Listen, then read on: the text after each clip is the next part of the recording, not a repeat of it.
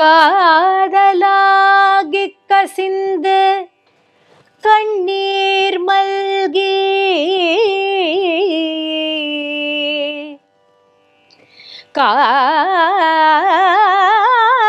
காதலாகிக் கசிந்து கண்ணீர் மல்கி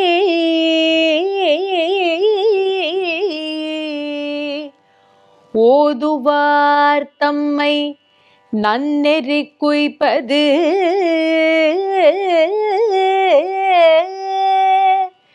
வேதம் நான்கினுள் மெய் பொருளாவது வேதம் நான்கினும் மெய் பொருளாவது நாதன் நாமம் நமச்சிவாயவே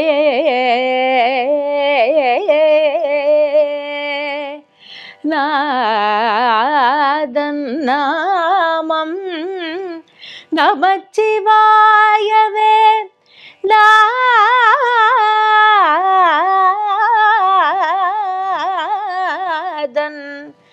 நாமம் நமச்சிவாயவே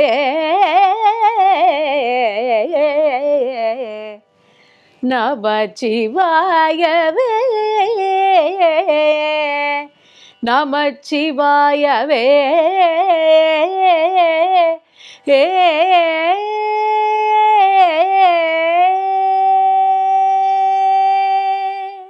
இது பக்தி நேரம் நிகழ்ச்சி.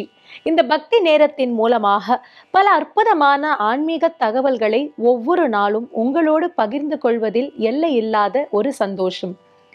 இந்த பக்தி நேரம் நிகழ்ச்சியின் மூலமாக இறைவனுடைய திருத்தலங்கள், அங்கு வீற்றிருக்கக்கூடிய அந்த இறைவனுடைய மேன்மை எப்பேற்பட்டது, அங்கு அந்த இறைவன் யாருக்கெல்லாம் அருள் பாலித்தார், இன்னும் அருள் பாலித்து கொண்டிருக்கின்றார் என்பதையெல்லாம் நாம் பார்த்து கொண்டே வருகின்றோம். அந்த விதத்துல இந்த வாரம் முழுக்க சிவபெருமானை நாம் மனதார வழிபட இருக்கின்றோம். சிவபெருமானுடைய திருத்தலங்கள் என்று சொன்னால் பல க்ஷேத்திரங்கள் உண்டு. நம்ம எல்லாருக்குமே தெரியும் திருமுறை தலங்கள் என்று தேவார பாடல் பெற்ற திருத்தலங்களை பற்றி ரொம்ப பிராபல்யமாக பல திருத்தலங்கள் நமக்கு தெரியும். அவற்றில் சப்த விடங்க தலங்கள் என்று பெருமை கொண்ட 7 தலங்கள் உண்டு. இந்த 7 தலங்களை பற்றித்தான் நாம அடுத்து பார்க்க இருக்கின்றோம். 7 தலங்களுமே அதற்கு என்று ரொம்ப அற்புதமான பல மேன்மைகளை கொண்டது. தனியான சரித்திரங்கள் கொண்டது ஒவ்வொரு திருக்கோவிலும். இந்த 7 திருத்தலங்களுமே தேவார பாடல் பெற்ற திருத்தலங்கள். அப்பர், சுந்தரர், சம்பந்தர் என்று இவர்கள் ஒருவரோ அல்லது மூவரோ கூட வந்து பாடல் பெற்ற திருத்தலங்கள் இந்த சப்த விடங்க தலங்கள் என்று அழைக்கப்படுகின்றது. இந்த சப்த விடங்க தலங்கள் அப்படிங்கிறத பத்தி நம்ம பேசணும் அப்படின்னு சொன்னா முதல்ல அதற்கு காரணமாக இருந்தவரை பற்றி தெரிந்து கொள்ள வேண்டும். அப்படிப்பட்ட அந்த மகான் யாரு அப்படிங்கிறத இன்றைய தினம் நம்ம பார்க்க இருக்கின்றோம். பொதுவாகவே சிவராத்திரி அப்படின்னு சொன்னா பலவிதமான புராணங்கள் இந்த சிவராத்திரிக்கு சொல்லப்படுகின்றது. ஒரு விதமான புராணம் எது அப்படின்னா நம்ம எல்லாருக்கும் பிராபல்யமாக தெரிந்தது லிங்கோத்பவ காலம் அப்படின்னு சொல்லக்கூடிய அந்த லிங்க உத்பவ காலத்தின் புராணம். அதாவது ஒரு சமயம் சிவபெருமான் நெருப்பு பிழம்பாக நின்ற பொழுது பிரம்மாவும் விஷ்ணுவும் தேடி செல்கின்றார்கள் அப்படிங்கிறது நமக்கு தெரியும். அப்படி தேடி சென்ற பிரம்மாவும் விஷ்ணுவும் அவர்களுக்காக இறைவன் அந்த நெருப்பு பிழம்பில் இருந்து லிங்கமாக உத்பவமாகி வந்த காலம்தான் லிங்கோத்பவ காலம். பொதுவாக கார்த்திகையில் ஆரம்பித்த அந்த தேடலின் முடிவானதுதான் மாசியில் இருக்கக்கூடிய சிவராத்திரி அன்னைக்கு முக்கியமா அந்த லிங்கோத்பவ காலத்துல இறைவனுடைய ஒரு தரிசனம் அவர்களுக்கு கிடைத்தது என்று சொல்லப்படுகிறது. இது சிவராத்திரிக்கு நம்ம எல்லாருக்குமே தெரிஞ்ச ஒரு சரித்திரம். அதே மாதிரி மற்றொரு சரித்திரம் எது அப்படின்னு பார்த்தா அந்த மாசம் சிவராத்திரி அப்படிங்கிற ஒன்று நம்ம எல்லாருக்குமே தெரியும். அது மட்டும் அல்லாது இந்த மாச சிவராத்திரிக்கு முன்னாடி பார்த்தா நமக்கு ஏகாதசி, துவாதசி அப்படின்னு சொல்லக்கூடியதெல்லாம் இருக்கு. இது எல்லாத்துக்குமே ஒரு காரணம் இருக்கு. என்ன காரணம் அப்படின்னு பார்த்தா நம்ம பார்க்கடல் அந்த கதைக்கு தான் போயாகணும். தேவர்களும் அசுரர்களும் அமிர்தத்தை உத்தேசிச்சு பார்க்கடலை கடைந்தார்கள். அப்படி கடைந்த பொழுது எல்லாருக்குமே தெரியும், முதல்ல அதுல இருந்து வெளியில வந்தது எது அப்படின்னு பார்த்தா ஆலகால விஷம் அப்படின்னு சொல்லுவதுதான். இந்த ஆலகாலம் அப்படின்னா என்ன அப்படிங்கறத கூட நம்ம பார்த்திருக்கோம். 2 விதமான விஷங்கள் வருகின்றது. 2 விதமான விஷங்கள் என்ன அப்படின்னா, ஒன்று அந்த வாசுகி அப்படிங்கிற சர்ப்பத்தை தான் இந்த மலையை சுற்றி கட்டினார்கள் நானாக. அப்ப அந்த வாசுகி சர்ப்பத்தினுடைய தலையையும் அதனுடைய வாலையும் மாத்தி மாத்தி பிடிச்சு இழுத்து கடையும் பொழுது அந்த சர்ப்பத்தினுடைய கழுத்து, அந்த சரீரமானது உரசி உரசி உரசி என்ன ஆனது, அந்த சர்ப்பத்தில் இருந்து விஷமானது வெளியேறுகின்றது. இது முதல் விஷம், ஆலம் அப்படின்னு சொல்லக்கூடியது. இந்த இரண்டாவது விஷம் என்ன அப்படின்னு பார்த்தா, சமுத்திரத்திலேயே இருக்கக்கூடிய உப்பு, அதனால் ஏற்பட்ட விஷம்தான் மற்றொன்று. நம்ம எல்லாருக்குமே முன்னோர்கள் ஒரு பெரிய அறிவுரையை கொடுத்துருக்காங்க. ஒரு அளவுக்கு மேல உப்பு சாப்பிட்டா அது உடம்புக்கு நல்லது கிடையாது அப்படின்னு சொல்லுவாங்க. அப்போ ஒரு அளவா சாப்பிட்ற வரைக்கும் உப்பு பரவாயில்ல, அந்த அளவை தாண்டினோம் என்று சொன்னால் அந்த உப்பே நமக்கு விஷமாக மாறுகின்றது. நம் உடல் அதை ஏற்றுக்கொள்வது இல்லை. நம் உடலுக்கு அது க்ஷீணத்தை உருவாக்குகின்றது. அதனால இந்த உப்பு அப்படின்னு சொல்லக்கூடியதுல இருந்து வரக்கூடிய விஷம் இரண்டாவது. சரி, எப்படி இதுல இருந்து வந்தது அப்படின்னு பார்த்தா, நம்ம எல்லாருக்குமே தெரியும், உப்பு அப்படிங்கிறதுக்கான கெமிக்கல் ஃபார்முலா, கெமிஸ்ட்ரியில எல்லாத்துக்குமே ஒரு ஃபார்முலா உண்டு. அந்த மாதிரி இந்த உப்புக்கு என்ன ஃபார்முலா அப்படின்னு பார்த்தா சோடியம் குளோரைடு அப்படின்னு சொல்றோம். இந்த சோடியம் குளோரைடுக்கு NaCl அப்படிங்கிற பேரும் உண்டு. இந்த சோடியம் குளோரைடு என்ன ஆகும் அப்படின்னு பார்த்தா, எல்லாத்துலேயுமே அணுக்கள் சம்பந்தப்பட்டது தானே. அப்ப சோடியமும் இருக்கு, குளோரைடும் அதுல இருக்கும் பொழுது இது ரெண்டையும் பிரேக் பண்ணும் பொழுது, இந்த கடையிறதுனால என்ன ஆச்சு அப்படின்னு பார்த்தா, அந்த மாலிக்யூல் அப்படின்னு சொல்லக்கூடியது, அந்த பார்ட்டிகல் அப்படின்னு சொல்லக்கூடியது பிரேக் ஆகுது. அந்த மாலிக்யூல் பிரேக் ஆகும் பொழுது அதுல இருந்து ஏற்படக்கூடிய அந்த விஷம் தான் இரண்டாவது விஷம். ஆக முதல் விஷம் வாசுகி அப்படின்னு சொல்லக்கூடிய சர்ப்பத்தில் இருந்து ஏற்படுவது. இரண்டாவது விஷம் எது அப்படின்னு பார்த்தா, இந்த உப்புல இருந்து வரக்கூடிய விஷம், கடையிறதுனால உப்புல இருக்கக்கூடிய அந்த பிரேக், அதனால ஏற்படக்கூடிய விஷம் இரண்டாவது. அதனால தான் அதை ஆலகால விஷம் என்று அழைக்கின்றோம். வடமொழியில சொல்லும் பொழுது ஹால அப்படின்னு சொல்றது உண்டு. இந்த ஆலகால விஷமானது பரவி வரும் பொழுது எல்லாருக்குமே அது ஆபத்தை விளைவிக்கின்றது. அப்ப அந்த ஆபத்துல இருந்து தப்பிக்கணும் அப்படின்னா என்ன வழி அப்படின்னா, எங்க போனாலும் அந்த விஷமானது அவர்களை துரத்தி கொண்டே வருகின்றது. அவ்வளவு ஏன், பிரம்மாவினுடைய 4 தலையும் கூட அப்படியே நீளமாகி அவருடைய தலையெல்லாம் கீழே விழுந்துடும் போல இருக்கு. அந்த அளவுக்கு ஒரு மயக்கத்தை அது ஏற்படுத்துகின்றது. மகாவிஷ்ணுவினுடைய உடல் எல்லாம் நீளமாக மாறுகின்றது. சுற்றி இருப்பவர்கள் எல்லாம் மயங்குகின்றார்கள். இந்த மாதிரி ஒரு விளைவை அந்த ஆலகால விஷமானது ஏற்படுத்தும் பொழுது தேவர்கள் அனைவருமே சிவபெருமானை சரணடைய வேண்டும் என்று அங்கு செல்கின்றார்கள். அப்படி சிவபெருமானை சரணடைய சென்ற பொழுது கைலாசத்தை அடைகின்றார்கள். கைலாசத்தை விஷத்தால் அவ்வளவு எளிமையா எதுவுமே பண்ணிட முடியாது. அப்ப அந்த கைலாசத்துல இந்த தேவர்களுக்கு என்ன செய்வதுன்னு புரியல. கலக்கத்துல இருக்காங்க இல்லையா, மயக்கத்துல இருக்கிறதுனால இந்த பக்கமும் அந்த பக்கமும், வலது பக்கமா போறாங்க, திரும்ப இடது பக்கமா வராங்க. பிரதட்சணமா போய் அப்பிரதட்சணமா திரும்பி இப்படி வருது, இப்படி போக வேண்டியது திரும்ப அறகுறையா இப்படி வர வேண்டியது, இப்படி அவர்கள் பதட்டத்துல செய்கின்றார்கள். அதோடு அன்றெல்லாம் அவர்கள் சரியா தூங்க கூட இல்லை. ஏன்னா இந்த மாதிரி ஒன்று இருக்கும் பொழுது தூங்கிவிட முடியுமா என்ன, அவர்கள் சாப்பிட முடியுமா என்ன, விஷம் பரவி வந்துருக்கும் பொழுது அந்த 2 நாட்கள் சரியாக சாப்பிடவில்லை, தூங்கவில்லை. இப்படியே அவர்களுடைய காலம் இருந்துட்டு இருக்கு. கடைசியில் இறைவனை சென்று அவருடைய பாதார விந்தத்தை பிடித்து அந்த இறைவனிடத்தில் பிரார்த்தித்தார்கள். அப்பொழுது சிவபெருமான் பக்கத்துல இருந்த ஆலால சுந்தரமூர்த்தியை பார்த்து சொல்கின்றார், சுந்தரா, நீ போய் அந்த விஷமானதை திரட்டி பெரட்டி உருட்டி எடுத்து கொண்டு வா என்று அனுப்பினாராம். இந்த ஆலால சுந்தரரும் அந்த விஷமானதை எடுத்துக்கொண்டு வருகின்றார். சிவபெருமான் எனவோ சாதாரணமா நம்ம ஒரு காஃபியோ டீயோ சாப்பிடுற மாதிரி அந்த ஆலகால விஷமானதை பருகினாராம்.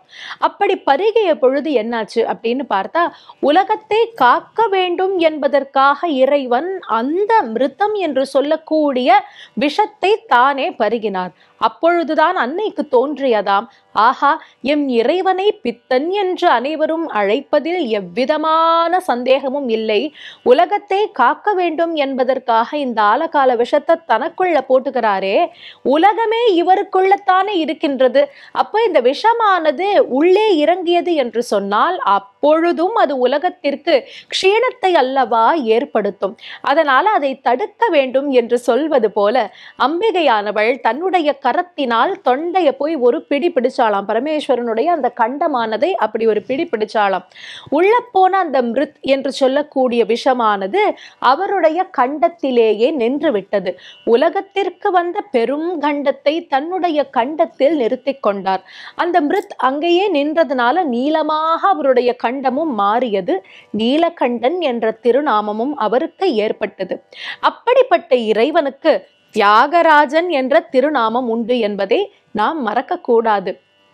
ஏன் தியாகராஜன் என்று பெயர் அப்படின்னு பார்த்தா, நாதமே வடிவமாக இருக்கக்கூடிய இறைவன், வேதமே வடிவமாக இருக்கக்கூடிய இறைவன் இந்த உலகத்தை காக்க வேண்டும் என்பதன் பொருட்டு தன்னுடைய உயிரை பற்றி சற்றும் கவலை கொள்ளாது தன்னையே தியாகம் செய்ய துணிந்தவர் என்பதினால் தியாகம் செய்வதில் இவருக்கிணையான ஒரு ராஜன் கிடையாது என்பது போல தியாகராஜன் என்ற திருநாமமும் ஏற்படுகின்றது.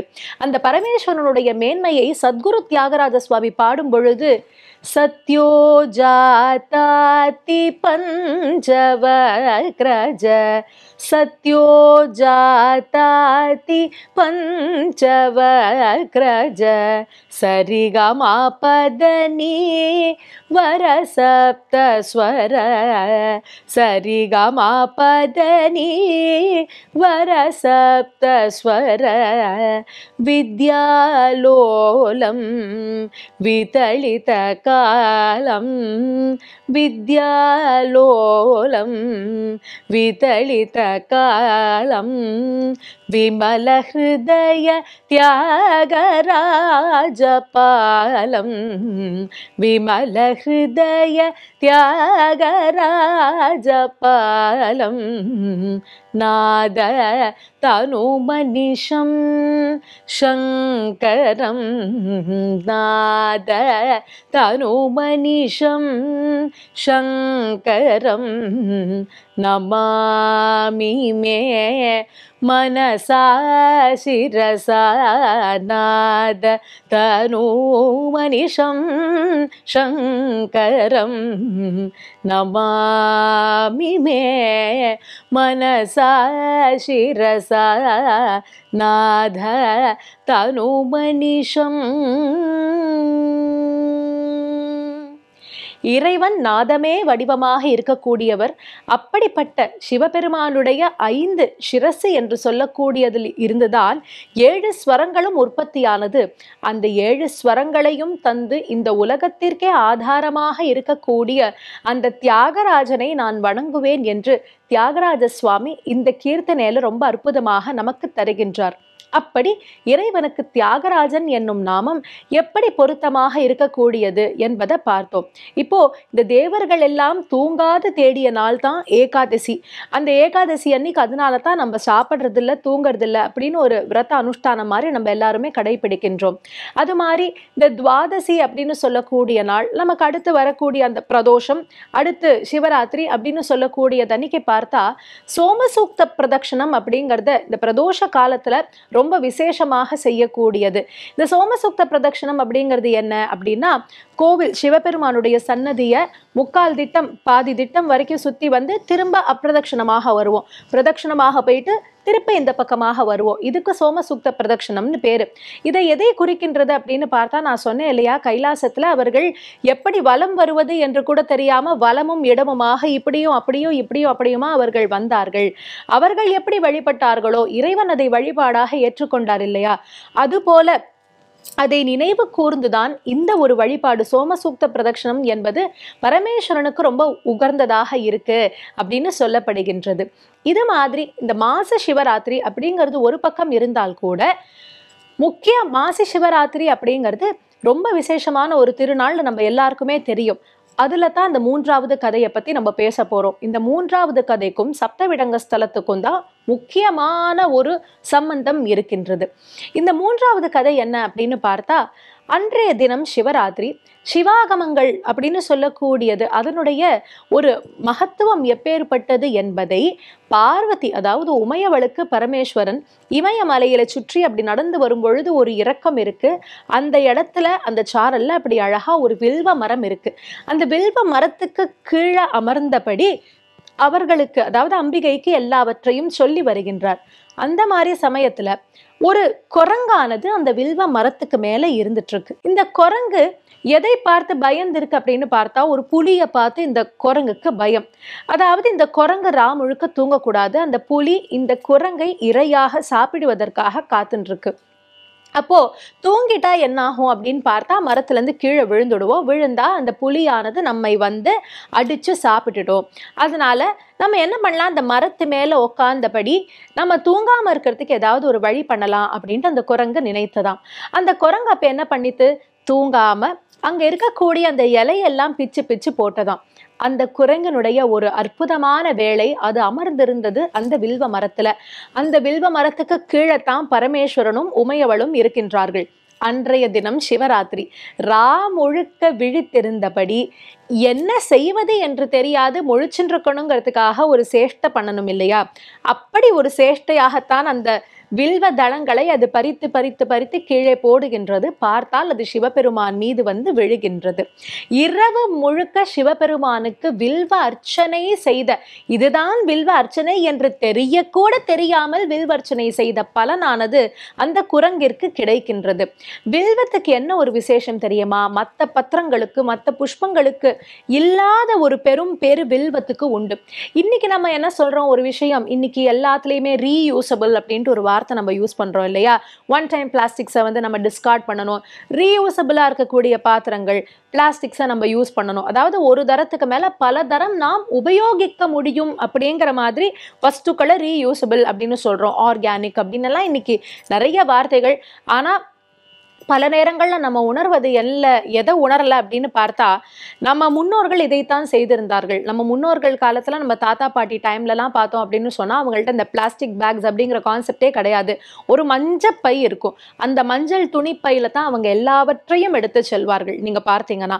ஆனா ஒரு காலத்துல அதே மஞ்சள் பைய நம்ம எல்லாருமே ரொம்ப, அந்த மஞ்சப்பை அப்படின்னு சொல்லிட்டா அவர்கள் படித்தவர்கள் இல்லை என்பது போல ஒரு பொருட்டை எல்லாம் அதற்கு நம்ம கொடுத்தவங்க தான் ஒரு காலத்துல. ஆனா இன்னைக்கு அதுதான் உண்மையானது. அதுதான் நம்ம வாழ்க்கை வாழ்வதற்கு, ஹெல்தியான ஒரு லைஃப் ஸ்டைலுக்கு அந்த மாதிரி பிராக்டிசஸ் தான் ரொம்ப அவசியமா இருக்கு அப்படிங்கறத இன்னைக்கு நம்ம ரியலைஸ் பண்றோம். அப்படி நம்ம முன்னோர்கள் செய்தது எதுவுமே ரொம்ப சின்ன விஷயமே கிடையாது. ரொம்ப ஆராய்ந்ததற்கு பின்னரே அவர்கள் பல விஷயங்களை செய்தார்கள் என்ற ஒரு நுட்பத்தையும் நாம் உணர்ந்தபடி மீண்டும் கதைக்குள்ளே செல்லலாம். இந்த ரீயூசபிள் அப்படிங்கிற வார்த்தைக்கு மீண்டும் வருகின்றேன்.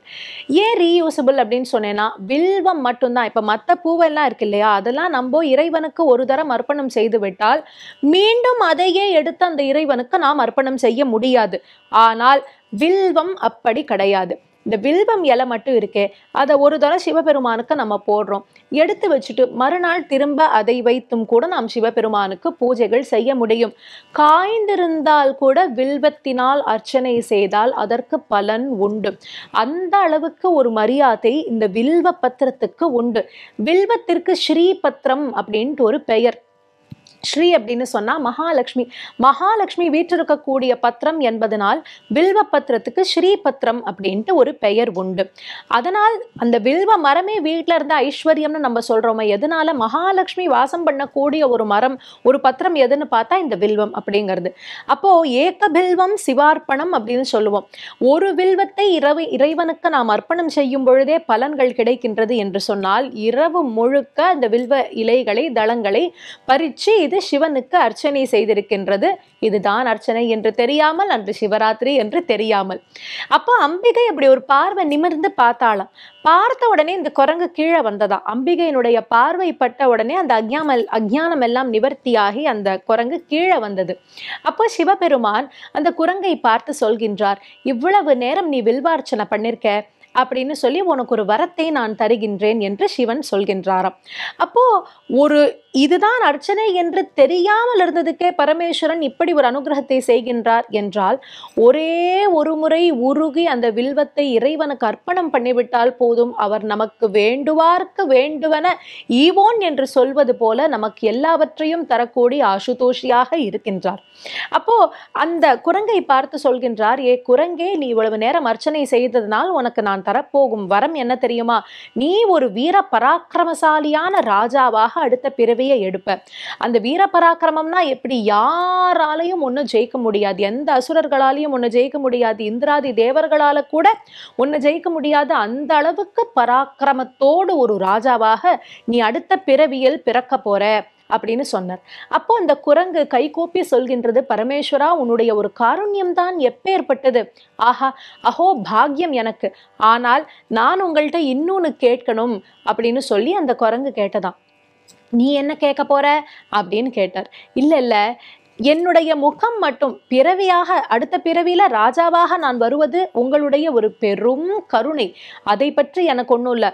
ஆனால் பராக்கிரமசாலியான ராஜாவாக பிறந்த போதிலும் என்னுடைய முகம் மட்டும் இப்ப எப்படி இருக்கோ இதே மாதிரி குரங்கு முகமாகத்தான் இருக்க வேண்டும் என்று கேட்டுக்கொண்டது. என்ன ஒரு அதிசயம் இல்லையா? நம்மெல்லாம் முகம் நன்றாகவே இருந்தால் கூட நம்ம முகம் நல்லா இல்லை, இன்னும் அதை எப்படியெல்லாம் நன்றாக ஆக்கி கொள்ளலாம்னு யோசிக்கிறோம். நம்ம முகம் குரங்கு மாதிரி இருக்கா அப்படின்லாம் கூட நம்ம சமயத்துல நம்மளே யோசிப்போம். ஆனால் ராஜாவாக பதவி தரேன் என்று சொன்ன போதிலும் கூட இந்த ராஜக்கலை என்று சொல்லக்கூடியது ஒரு பராக்கிரமத்தினாலும் பக்தியினாலும் ஏற்படும் பொழுது, அதிலும் சிவபெருமானுடைய ஒரு அனுகிரகத்துல ராஜாவாக பிறக்க போறார்னா அவருடைய கலை எப்படி இருக்கணும்ங்கிறத நான் சொல்லவே வேண்டாம். ஆனால் அப்படிப்பட்ட அந்த ஒரு கலை, மனுஷனுக்குன்னு இருக்கக்கூடிய அந்த ஒரு கலை எனக்கு வேண்டாம், இந்த குரங்கு முகத்தோடையே நான் பிறக்கணும் அப்படின்னு கேட்கின்றார் என்றால் இதுல என்ன ஒரு ஆச்சரியம் இல்லையா? அப்ப சிவபெருமான் கேட்டார், ஏன்பா, ஏன் உனக்கு ராஜமுகத்தோட பிறக்கணும்னு இல்லை, ஏன் குரங்கு முகமாக இருக்கணும்னு கேட்கிறேன்னார். இல்ல, நான் ஒரு பராக்கிரமசாலியான ராஜாவாக நான் பிறந்து விட்டேன் என்று சொன்னால் அந்த ராஜாவுக்கு என்று இருக்கக்கூடிய மமத்தை என்னுடைய எண்ணத்தில் வந்து அமர நிறைய வாய்ப்புகள் உண்டு. ஏனால் வெற்றி என்பது நம் தலைக்கு ஏற ஏற ஏற நம்ம எல்லாருக்குமே அந்த மமத்தை அப்படின்னு சொல்லக்கூடியது நிச்சயமாக வந்துடும். அதனால் எனக்கு நான் எப்பயாவது வெற்றி அடைந்து போய் கண்ணாடியை பார்க்கும் பொழுது, பயலே, நீ ஒரு குரங்காத்தான் இருந்த, பரமேஸ்வரனுடைய ஒரு பெரும் அனுகிரகத்தினால தான் நீ ராஜாவாகவே பிறந்திருக்க, அதனால அதை நினைவில் வைத்துக்கொள் என்று சொல்வது போல அந்த வினயமும் இருக்கணும். அதோடு குரங்காக இருந்து நான் செய்த இந்த சேட்டையின் பலனாகத்தானே இந்த ஒரு பேரு எனக்கு கிடைச்சது, அதனால பார்க்கவர்களுக்கும் தெரியணும், குரங்காக இருந்தும் கூட வில்வார்ச்சனை செய்தால் அவர்களுக்கு ராஜபேறு கிட்டும், அதனால் இறைவனுடைய நாமத்தை சொல்லுங்கள் என்று சொல்வது போல நான் சொல்லாமலேயே அவர்கள் அதை உணர்ந்து கொள்ள வேண்டும் என்பதற்காக இந்த கபிமுகமாகவே நான் அவதரிக்கணும் என்று கேட்க, அவர் அடுத்த பிறவியில் ராஜாவாக அவதாரம் செய்கின்றார். அந்த ராஜாவுக்கு என்ன பெயர் அப்படின்னு பார்த்தா முச்சுகுந்த சக்கரவர்த்தி என்று பெயர். மூச்சு அப்படின்னு சொன்னால் தமிழ்ல குரங்கு, குந்தம்னு சொன்னால் ஒரு ஆயுதம், ஆயுதம் ஏந்தியபடி கபிமுகத்தோடு இருக்கக்கூடிய ராஜா என்பதினால் முச்சுகுந்த சக்கரவர்த்தி என்பது இவருடைய திருநாமம். சப்த விடங்க ஸ்தலங்கள் இங்கு ஏற்பட இவரே ஒரு முக்கியமான காரணம். மீண்டும் நாளைய தினம் சப்த விடங்க க்ஷேத்திரங்களை பற்றி நாம் காணும் வரை உங்களிடமிருந்து விடை பெறுவது சுசித்ரா பாலசுப்ரமணியன். நன்றி, வணக்கம். இது போன்ற ஆன்மீக வீடியோக்களை தொடர்ந்து பார்க்க கடவுள் டிவி யூடியூப் சேனலை சப்ஸ்கிரைப் பண்ணுங்க.